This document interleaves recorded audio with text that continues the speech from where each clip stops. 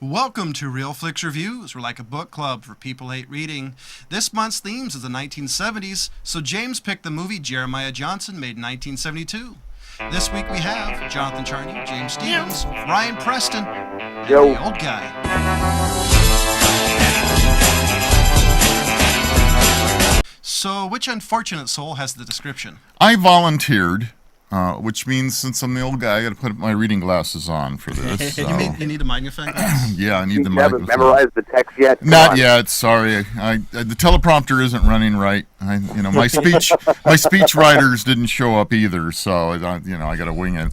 Little Michael Bay joke. Yeah, yeah. No, I think that was an Obama Joke, but that's okay.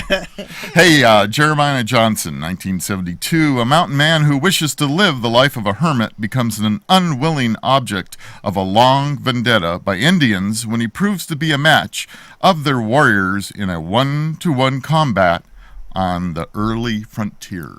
So who He wants becomes subject to a lot of unwitting shit in that movie. No kidding. So I'm going to jump in on this. All right, Okay. you jump in. Since Then I we'll picked jump on it, you. Tag, this you're is in. actually based on a real story. It is. This is based on a real man. Mm-hmm. And Is it really? I thought it was just, okay, I was expecting just a novel. Yeah, No, he His real actually- name was John Johnston. Yeah, Oh, and he was of course also it known was. as Liver Eater Johnston, Crow Killer Johnston. Mm-hmm. He got the Liver Eater title because he was known for cutting out the livers of the crow and eating them. got to get his iron somehow. Yeah, I mean that's pretty hardcore. He turned for into an a indie guy. badass. Yeah. Yeah. Every time I watch this movie, the beginning of this movie always makes me feel really cold and frigid.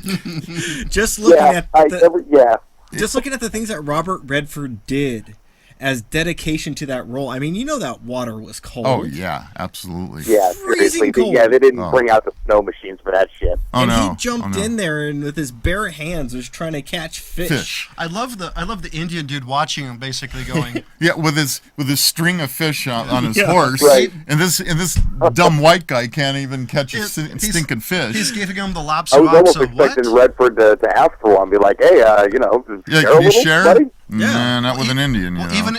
even if he did, the Indian would have gone, what? So yeah, Robert Redford plays a great character doing the Jeremiah Johnson role, and along with that, there's a lot of odd and interesting characters that he encounters, like the old mountain man guy, Right? They're really all kind of extreme stereotypes, aren't they? Yeah, that was Well, Will there's the Gear. crazy lady that was there that Yeah. turned She- crazy that was when her strange, family was too. killed. She was one of my favorite characters because Really? because the reason why is just because it was kind of the what? Yeah, she's probably really like that, so it was not a stretch. Yeah. She wasn't acting.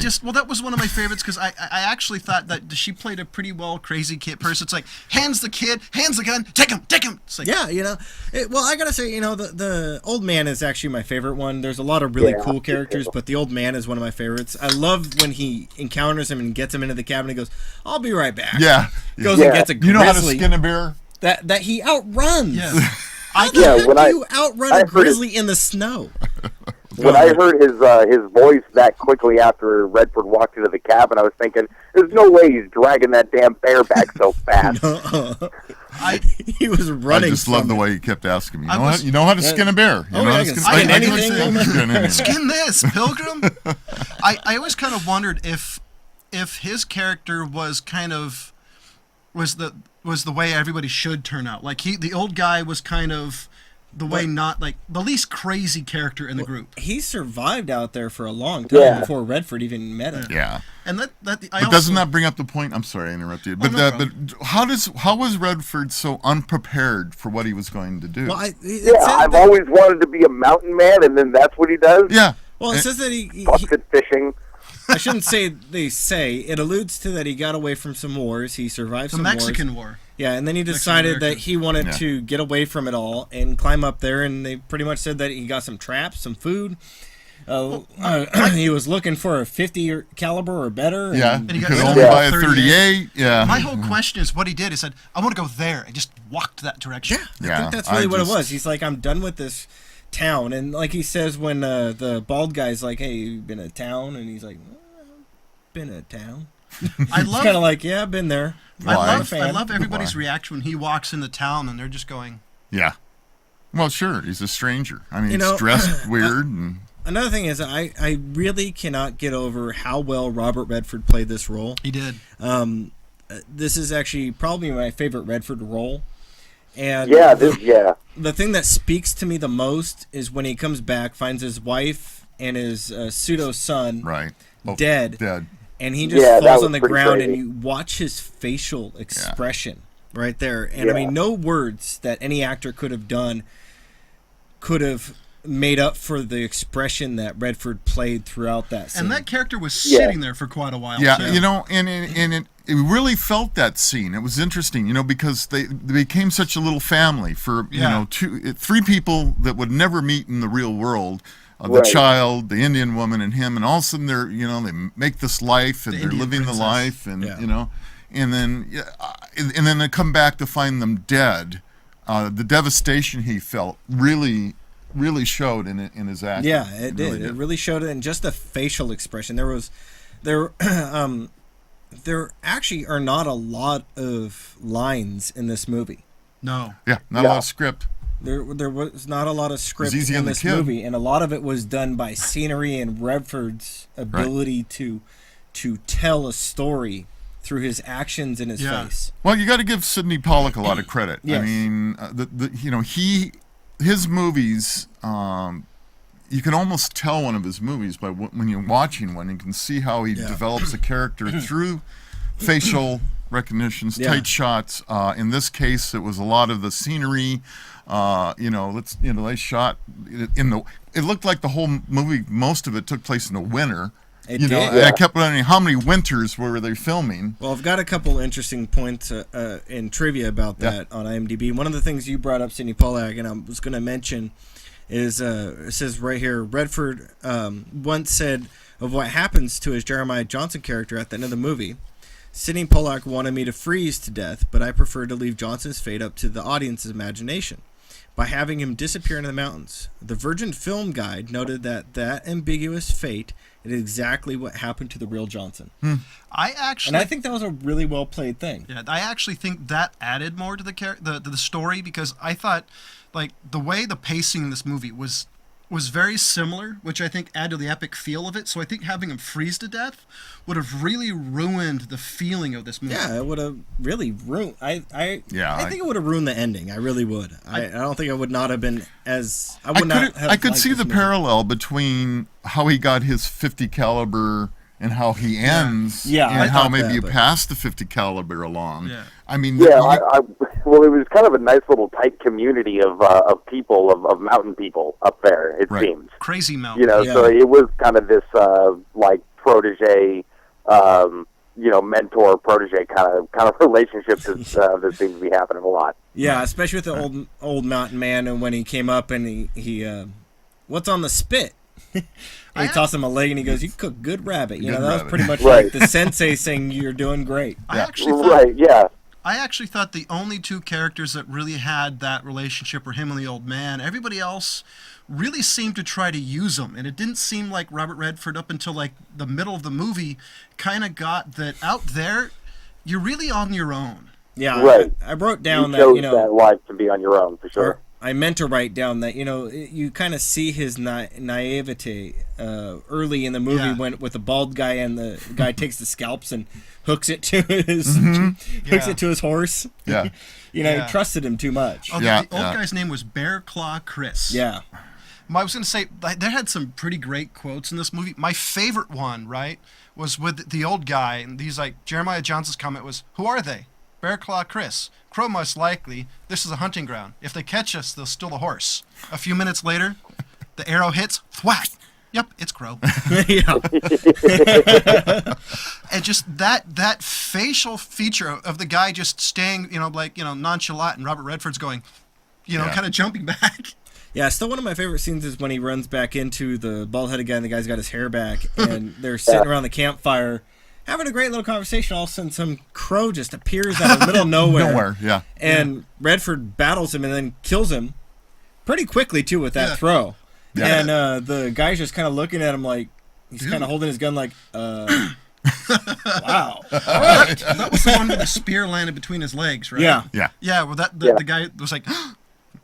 And that was probably the only question I don't understand is why single by single? Was it because he left the one guy alive? No, it's because of the respect that they had for him. Right. I mean, because he slaughtered all of them? Well, they looked at it as this way, is that, it is dishonorable to go after one man with a multitude. Unlike the, what do you say, the Comanches would come after him? Apache, yeah. I thought it was Comanche, but yeah, it could have been Apache. Anyway, where they would come at him in a swarm of 50. Yeah. Back to, I found another great quote of Redford about this movie, about the freezing cold. And it said that Robert Redford once said of the freezing cold temperatures on the shoot, we had 7 cases of frostbite, 4 cases of strep throat, 2 cases of pneumonia, and only 3 cases of Napoleon brandy. 1 week, the thermometer didn't get up to 0 once. Even the horses balked it coming out of their stalls. Director Sidney Pollack wondered where it was all going to end. I had a good idea because I lived there all year round and know how tough a Utah winter can be. The weather couldn't have been rougher for the crew, but terrific for the finished film. I wonder if they had problems with the film stock freezing. Well, it said that at one point the thermometer did not go past negative 25 Fahrenheit. Oh, Damn, that's cold. Yeah. Man, really. Yeah. I do have one question in this movie. Why is there an intermission? Because it was kind of a stylistic thing, because there's also an overture. Yeah. Yeah. That they start the movie with, that's about 3 minutes long, and then they have it's like a 4-minute overture. It was a little odd, I thought. Because it's only I didn't ever remember that. It's only like a 2-hour movie, and so it was the first time I've ever seen an intermission on a movie this short. Yeah, it's only. And it was a weird place for it. It seemed to be kind of towards the end. Yeah. It's like 2/3 of the way through the movie. Yeah. I guess it was just that Sidney was thinking that too many people were getting bored. Well, They needed to go out to the lobby and get themselves a snack. The only thing I could think is it's right on the transition point of you get to see Robert's character go from the naivete guy where his wife died to the guy said, "Screw it, they're all dead." I love a movie that turns into the you fucked with the wrong so-and-so. The wrong cook, the wrong train operator, the wrong mountain man. And it's kind of like the Rambo moment or something where you get to see this character say, just kind of like, take everything he was, because he's a soldier, and going, okay, and you could see like the soldier training kick in. He's just like, I'm going to kill all these assholes. Yeah, pretty much. He did, and I liked the Indian that was down there started singing his death song. Yeah. And Redford's just staring at him, and then just decides, you're not worth it. He knew he was too tubby to get away. And goes to bed with all the dead Indians around him. Yeah. Another interesting tidbit that I found in trivia. I don't want to keep on doing trivia. This is the last bit, but I wanted to mention that Clint Eastwood was supposed to be playing this role. That makes sense.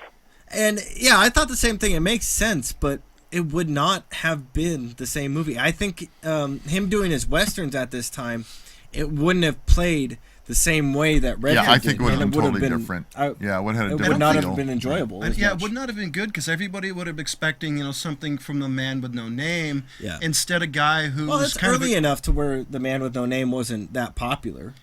72, it was early enough, but but I still don't see, because he did other westerns, television shows. I just don't think with his body work and the way he looks and the persona I think he would have been too hard early in the movie, where Redford played a softer character, a more genteel character, and turned into the hardcore character with still kind of some softness to him. And I will add, I do think that's one of the reasons why I actually kind of like this movie, was because of the characters, because every character is an extreme one way or another, from the crazy old lady who lost everything to the guy who had no hair. Robert Redford was the only one who wasn't nuts. Up until the latter end. He seemed to be a little new in the mountaining game to get that crazy. And it wasn't that stage yet. Yeah. And do you remember what rifle he had, Rob? It was a that Hawkins. He got off the dead It was a Hawkins. Yeah, Hawkins. Thank you. Mm-hmm. That Hawkins 50 cal. I think it would have knocked him off a horse. Shooting from the they showed him with recoil quite a bit. Yeah, you might want to lean into that a little bit. If you see, he actually played into the recoil. I don't know if he actually fired the gun for real, but he gets knocked and almost falls off the horse. You see his kind of leg almost fly off. Yeah. Okay, what about the scene where he single-handed, low shot, shot both of them, just like, oh, this is nothing. It's like, seriously? Yeah. That's a lot of recoil. Well, maybe at that time he had gotten so used to it.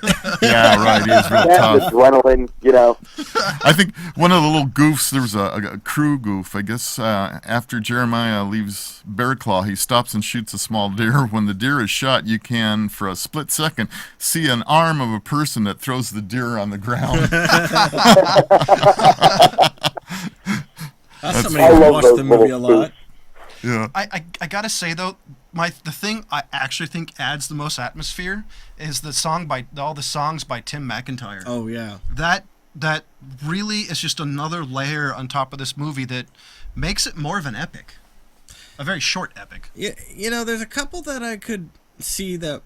Excuse me. There's a couple that I could see about that where that would come off, but I think kind of some of the singing that he did was a little distracting, like early in the film, like in the opening start, where he does it and you're kind of like, okay. You're getting a little too much into the Jeremiah Johnson thing, but there probably were ballads written about him. That part. That's Oh, what it's sure, based on. yeah. There had to be. I actually wasn't bothered by it. I was more bothered by the fact the opening overture was 4 minutes long, and I was wondering, did my DVD player just It's crash? Yeah, 255. But even then, I mean... I fast forwarded through it. I already knew it was there. Yeah. I didn't need to watch it. I watched Cheater, it in cheater. the beginning, settling in and getting comfortable, Yeah. and then I fast forwarded through it. So I probably watched a little bit of the overture. I'm actually surprised they didn't start the beginning of the ballad during that 4 minutes. Or Yeah, whatever I was it kind of is. surprised by that. I think it was... Yeah. Mine said 255. It just seemed like when it started. it but seemed like 4 minutes. I'll be honest. it probably did. I didn't Well, I sit through mean, the look, whole we're thing. talking about 70s pacing again. Yeah. Which I actually I have a question about that. Is I actually have liked the pacing of the last couple of movies because it's slow. It allows, if there was character development in a drama to strain. Yeah. I really like that, and I actually think for this movie, it gave it more of the feel of an epic versus Yeah. nowadays movies would have been fast cuts, shaky cams, action, death, and it would not be as good. I wouldn't give this one the title of an epic. I would say this is a journey. Yeah, an adventure. I Adventure, compared thank it you. to Yeah. to Swiss Family Robinson, but in the hills. Yeah, Okay, there maybe- you go. Yeah. I would say a little bit of an epic, but yeah, it's mainly, I think, an adventure film, man versus film. Yeah, Yeah. versus everything apparently. Yeah. Yeah. I don't know. I thought it was a great film. I didn't think I wouldn't put epic. I like Ryan's terminology of adventure. Yeah, no, I'll agree. I'll change it. It's right. It's an adventure. I film. enjoyed the way that Redford actually got, knee deep into the role, literally walking through the snow. Yeah, And they didn't know how to fake shit like that on an epic scale. yeah, and you actually see him helping to build the house. I'm sure he didn't do all of it, but there were parts that he actually was putting Oh yeah. tree in there, shaping the trees. And it also says that he did most of his stunts, I think, if not all.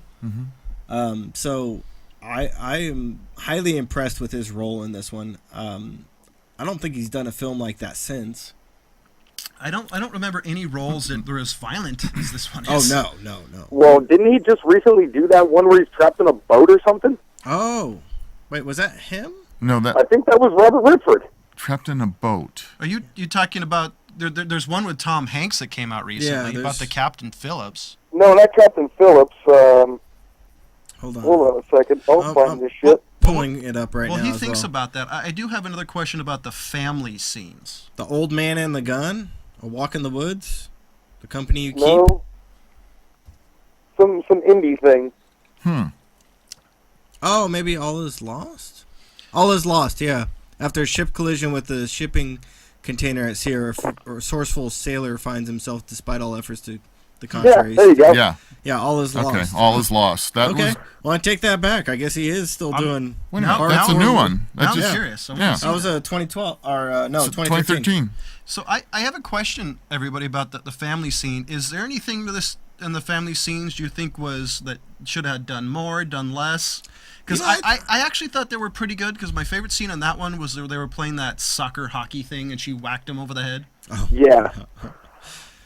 You know, I actually liked the scene where they're kind of like hunting, and he's trying to teach the boy how to hunt. She kind of sneaks. Oh around. yeah. Yeah. It hits that thing with a rock. Yeah, and Yeah, it's pretty sage much grouse. like she's like, Yeah. you know, you're not. Why gonna- waste a bullet? Use a Yeah. rock.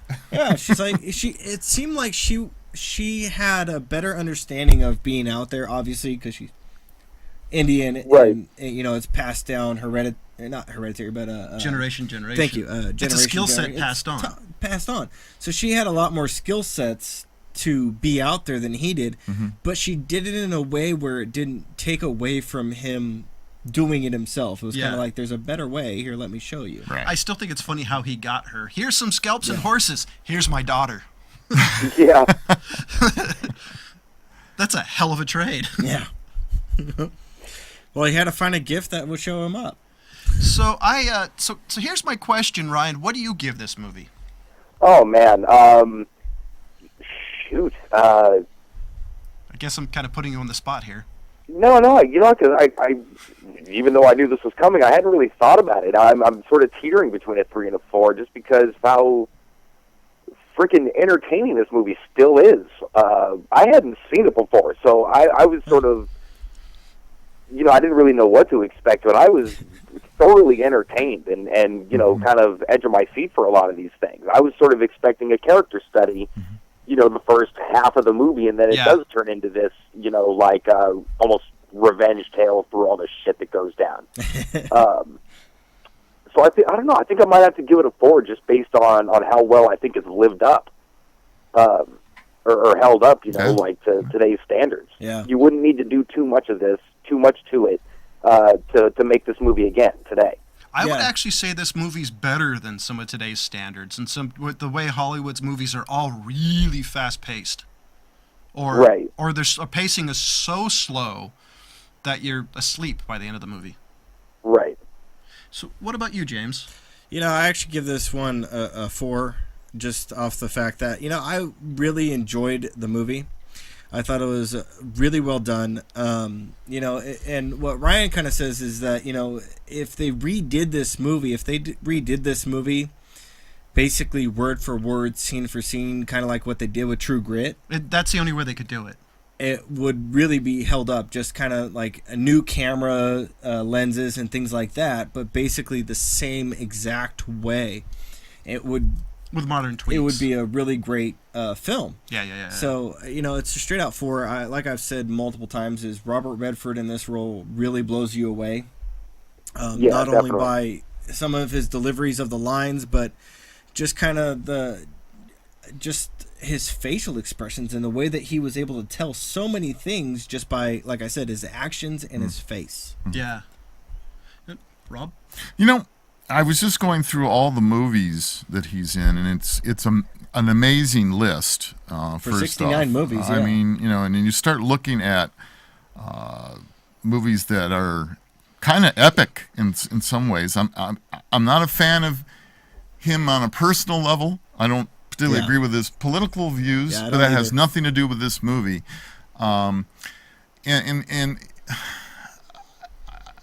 Okay, I'll give it a 4. I mean, it's really, really tough, but I will say it was entertaining. It was not one of those, okay, I'll never get those 102 minutes back, you know, type of thing. And I haven't, you know, I haven't like seen it since it came out. minutes. Yeah, well, whatever it was, but yeah. So I'll agree with it. I think 4. Yeah, just because the fact that it, I think Ryan said it best. The fact that it held up after all these years. It was still entertaining. You could still spend the time to watch it and still enjoy the movie. Yeah. No, I'll agree. I'll give it a 4 to 5. I mean, I love that the character development is all external of Roberts himself. It's very environmental in what happens. And I agree with everybody else. I think this movie holds up, unlike a lot of movies from the 70s and 80s and 90s. For some reason just don't hold up. I even think the camera angles, even the imagery, are just really hold up. So it's definitely a 4 out of 5 for me. Yeah.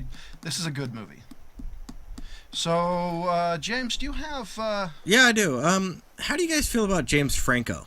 I'm not a giant fan of him, actually. I've turned a corner on him. Yeah, I'm kind of with Ryan on that one. You know, I've turned a corner on him. I think that turn a corner. How far as not liking him, or Oh no, as far as like I'm kind of a fan now. yeah, I'm starting to become a fan of his as well. see, I'll see his movies because I really liked Oz. I kind of like the character in there, so I'll definitely see the movie depending on what it is. I think Oz was downplayed. I think people expected too much out of it. Oh yeah, they expected a lot out of it. I thought he did a really great job in there. For what it was, the character that really always gets on my nerves is him playing the Spider-Man character, and I can't think of Harry Osborn. Henry Osborn. Thank you. Harry Osborn. Harry. Yeah, thank you. That character was always whiny to me, and he played it way over the top whiny. But other than that, I think the movies that he's produced are good.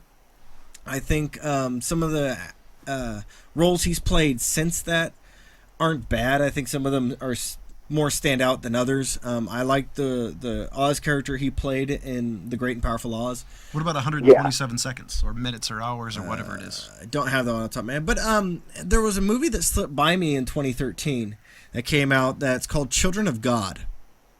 Have you heard of this one, Ryan? Mm-mm. I've heard of Children of Men. Sounds vaguely familiar to me, but one moment. I want to pull up something that kind of stuck out to me when I was searching through news. And this was the IMDb news for it. Watch bloody, gun-toting new trailer for James Franco's Cormac McCarthy's adaptation, Children of God. And so I actually went and looked it up. It seemed to have been released in late September of 2013. Oh wow, is it out on DVD release? I don't know. I haven't had the time to actually look that up. I kind of just stumbled across this today. A dispossessed violent man whose life is a disastrous attempt to exist outside the social order, successfully deprived of parents and homes, and with few other ties, Ballard descends literally and figuratively to a level of a cave dweller as he falls deeper into crime and degradation. Sounds like an interesting film. It's under the genre of crime, drama, and thriller, and I was just seeing if you guys had heard of it, because it slipped by me. It sounds familiar, but I must have been thinking of maybe Children of Men. You're probably thinking of Children of Man, but Child of God is the name of it. And James Franco is starring in it as Jerry, and I don't really recognize any of the other actors.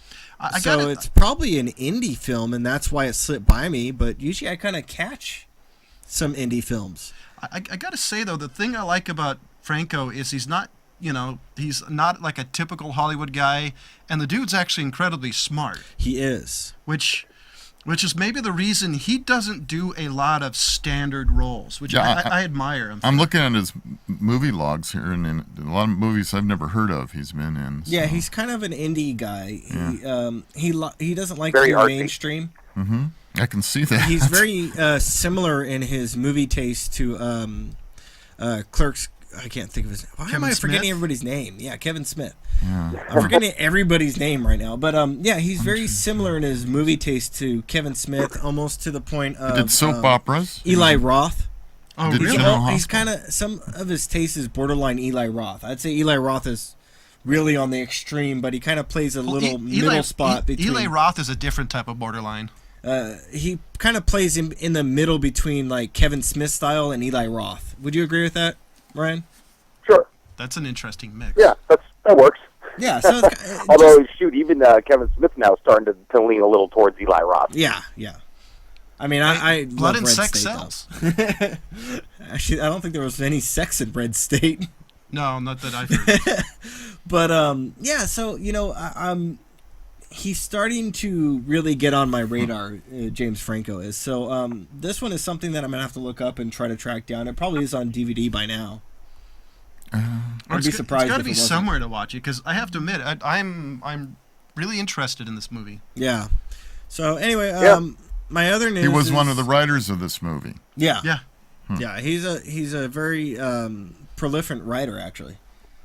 Yeah. Apparently he even does sit in teaching. I forgot what school, but apparently he's also known for doing teaching classes, and apparently the dude's pretty bright. Yeah, he's always seemed pretty bright in some of the interviews and things I've read that he's kind of the transcripts of interviews and things. He seems like a very smart, intelligent man. So I was not a big fan of this movie. I think it was way overplayed. Billed way too high. Took too many awards. But what did you guys feel about Avatar? I never It saw looks it. pretty. Thank you. It was kinda where I'm Fern at. Gully that in HD. Yeah, thank you. I'll be honest. I never wanted to see it You never because saw once I saw a couple of trailers and read up about it, I realized, oh, this is going to oversell. I just have no desire to watch. Really? I'm surprised you never saw it. No, because I originally wanted to, and then after seeing a few trailers, I kind of figured the movie out. And after talking to a couple of friends of mine, I'm like, I pretty much guessed the movie. And it's like, yeah, it doesn't interest me. Well, I think it was what was good about it is it shows you the pinnacle of CGI and Right. you know, It was and a also showcase. That yeah, was exactly. about it. Yeah. That was really yeah, about it. Was By the way, that- I love the Fern Gully. Yeah, Now, that now I'm was- going to have to watch it after hearing the Fern Gully. That was comment. a really good comment. Anyways, but you know that they have there is a confirmed Avatar 2 And there's supposed to be a for 3. 2016. Oh no, I'm still going. In 2017, there's supposed to be a release of Avatar 3.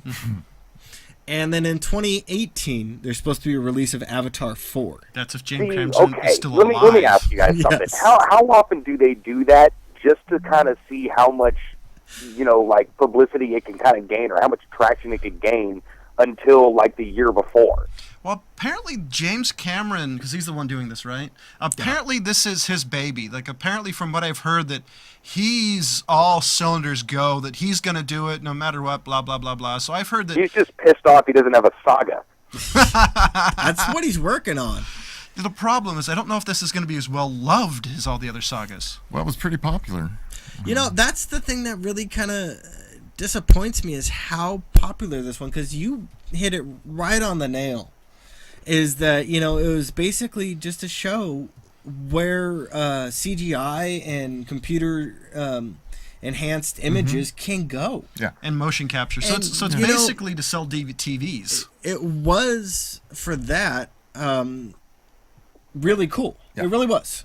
For that, and that alone is the only reason why I watched it. It was worth a view. Let's just put it that way. Just to see Yeah. what everybody was raving about. But the story was hippie bullcrap. Oh yeah. Touchy feely. Fern you Gully. know. Fern Gully. Yeah. Love the earth. Give it a hug. Yeah, pretty much. I'm like, are you guys kidding me? Did So you guys not read into this crap? It's Yeah. Planeteers, but with multi-million-dollar budget. Yeah, that really bothered me, is how much of this was basically hippie love the earth crap. Yeah, and I'm not sure it was Have any you more hugged than a that. local There was tree very lately? little plot development as far as I'm concerned on it. I mean, you show this soldier who is paralyzed from the waist down gets an opportunity to be this avatar. Yeah. And so what? I mean, where's the rest of the plot? I mean, really, that's what it was. It was just, let's see how much we can push the CGI. Let's make a love story and a green story out of it. Yeah. And, Well, they kinda did what- And now we're going to do 3 more movies? Yeah, Well, they I'm like, kind where are you of gonna go did with what that? Andromeda Strain and other movies do is they have a beginning and an end point, and they just got to make the crap up to figure out the middle. Yeah, see, Yeah. now, why go see 2 and 3? Just wait for 4. Yeah. I mean, That's kind of where I was at, and when they had his the eyes open up at the end, I'm like really thinking could we be done now? yeah. Because I mean, it was a really long movie. I have to pull up how long that movie was, but it was a long movie. Here's my question: is it's been multiple years since then? Do you think it'll do as It well? was 2 hours and 42 minutes. Holy crap! Yeah. It was almost 3 hours long. Did Peter Jackson help him? Probably. But what else do you have to beat this horse with? I think you're right with the fact that he's really pushing for an franchise, Saga, whatever yeah. saga. Yeah. But my I question is, mean, either that or this is going to be like his way to showcase, the new technology of that year or whatever. my question is anybody actually gonna see it? It's been multiple Oh, years yeah. off. guarantee Do you it. think so? Oh, yeah. I guarantee absolutely. it. There are so many fanboys of this movie still to Really? this day. I haven't met anybody who really liked this movie. I'll tell you what, John. Everybody, Really? Everybody I know they've said it was entertaining, it was okay, it was Right. a good movie here, but none of it. I have never heard. I love this movie. It's all been. There were a lot of people out there, but I think if you want to see Cameron does the cutting edge of technology. That's the way he tends to run. Terminators. Yeah. So that's what this is going to be all about. He's going to, this movie, to go see it, the only reason to go see it is go see the cutting edge of technology in movie making. Right. That's the way I'd look at it. Yeah. I agree with you. And that's really, like I said, is the only reason why I watched the first one. Mm-hmm. I made sure I did not go spend my money at theaters. I didn't do the 3D or whatever. And actually 3D was done very well again, but for some people it works. I'd be happy with a Jaws remake. I mean, probably in the works. I'll be honest. I think it is. Actually, I think I did read something that there is a Jaws in the works. Do you know the line, I think we need a bigger boat, was an ad lib? Yeah. It's best line in the whole movie, and it was an ad lib. Yeah. That's the way it normally goes. So yep, usually. And that's so the end of my news. Next week's pick is Ryan. Okay. Now, I know this is kind of a change of direction from what we just watched, but I am picking it because I really do think it is a good movie. It's just might be a little outside the realm of good taste for what we usually do. That should be interesting. 1973, The Exorcist. Oh. Are you actually going to get Jonathan to watch The Exorcist? I think so. Yes, I am. Wow. I still have a give me from the beginning of this era of the show. But we'll see. I've seen it. I saw it in the theater. So. Yep, ladies and gentlemen, we say the old guy. We're not kidding. Yeah. I've seen actually all of The Exorcist. Yeah, I don't. Yeah. I said the most recent one with what's his name? So, ladies and gentlemen, that's my next week's movie is going to be The Exorcist. Did you say 1974? 73. 73.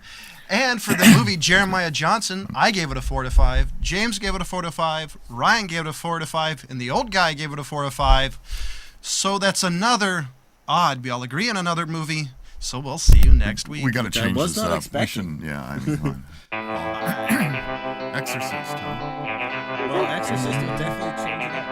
That'll definitely change it up. Considering I'm not a giant fan. Yeah, I wouldn't worry too much about that. No, it doesn't seem like